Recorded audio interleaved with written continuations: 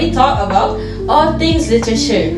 So let us introduce ourselves first. My name is Intan. I'm Hanis. I'm Aina, I'm Shahid. and let's proceed to the video. Okay?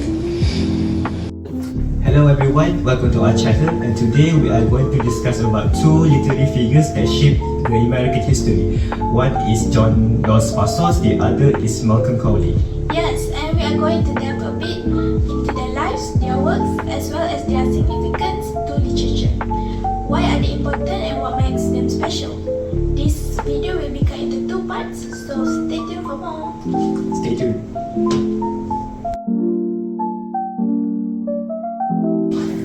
So John Dos Passos was born on the 14th January 1986. He was a novelist, poet and painter whose mother was born in Virginia. He developed left-hand politics, which made him a hate against war and support the workers' rights at that time. As he is a modernist writer, he has connection to the lost generations, which include F. Scott Fitzgerald, E. Cummings, and Ernest Hemingway. He is famous for his three novels, which is called the USA Trilogy, which critique American culture from the left side. So he was born on the 14th January 1896 as an illegitimate son. He was raised mostly by his mother in Brussels, Belgium, London, and England. And he enrolled in the Jowett Preparatory School in Wallingford, Connecticut, where he earned a credit to graduate at the age of 15. Later, he entered Harvard University in 1912, where he became friends with E. Cummings and published his poetry and criticism of his own. On the 3rd of January 1917, he and his friend Cummings and Robert Hilliard joined the Northern Hussars Ambulance Corps in Paris, France. On August 28, the service was absorbed into the United States Medical Corps. The work took Dos Passos, among other places, to the trenches of Verdun, where he witnessed what he called, at the time, the rolling grotesque dance of death, a place where those old Victorian values were putrid and false. Dos Passos died on September 28, 1970 in Baltimore, Maryland, and was buried in the Westmoreland County. He is remembered as a segmental writer on the strength of his early novel.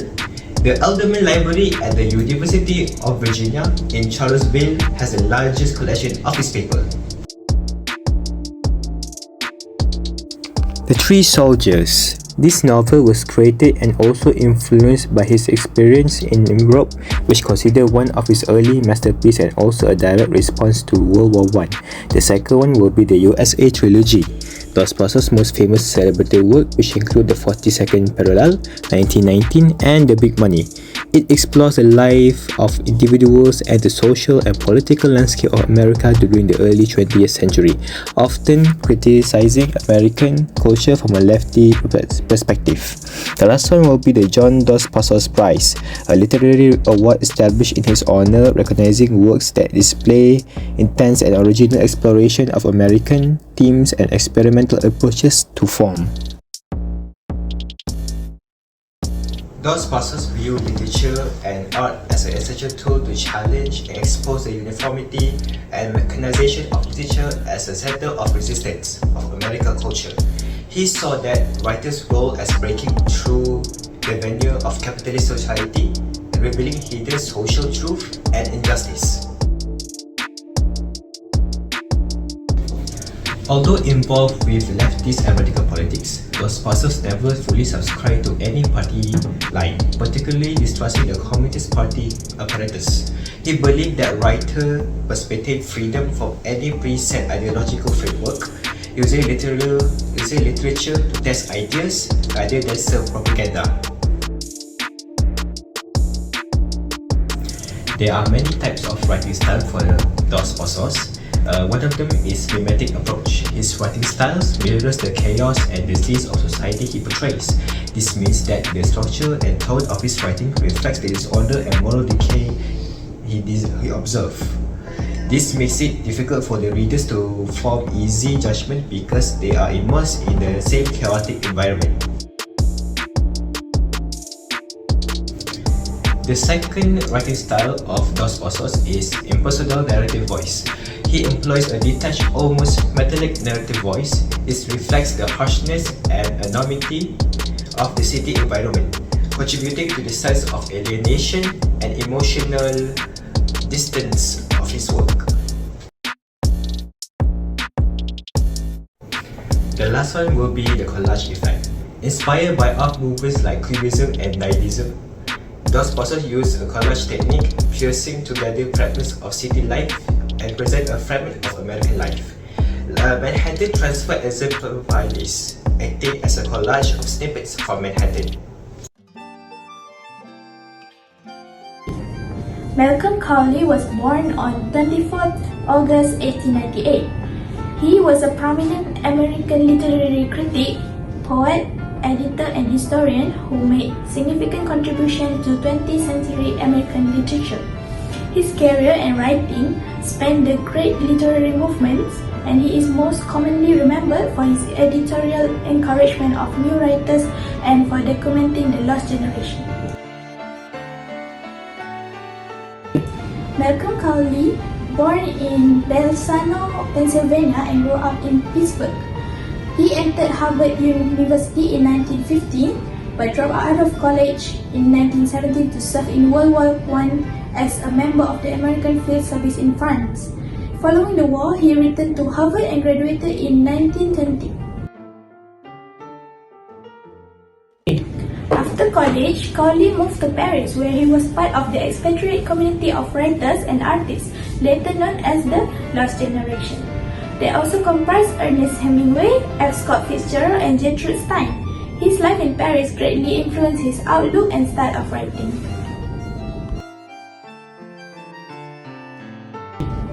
Cowley was involved in politics, especially in the 1930s, when he was temporarily aligned with left-wing movements. That brought scandal during the Red Scare, when he was labelled a fellow traveller for earlier political sympathies. Though he shifted away from communism subsequently, he was married twice and had a son.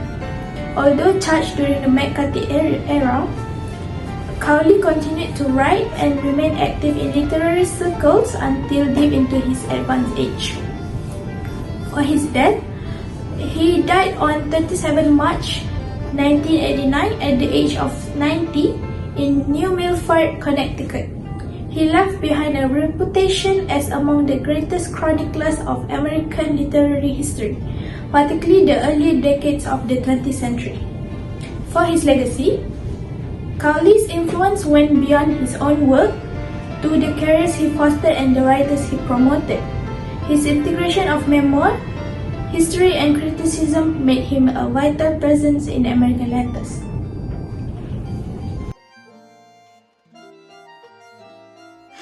For his literary career and achievement, Cowley was an American letters polymath who served as poet, where his initial works included poetry, and he published Blue Juniata in 1929, which reflected his modernist inclinations.